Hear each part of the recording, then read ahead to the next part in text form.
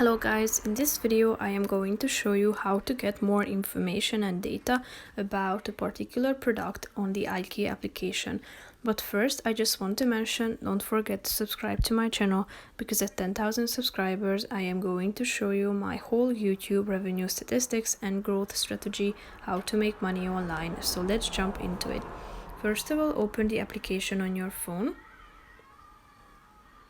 Then you should type in the kind of product that you are looking for. So just type it in and select the one that interests you the most and you would like to know more about it concerning materials, care, and other information. So if you scroll down to the product information section, you can see the basic details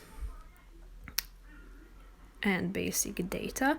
Then you can read about more information about the product, such as the assembly and documents here, the assembly instructions. You can find these info here. By going back to the previous page, you can also read about the materials and care,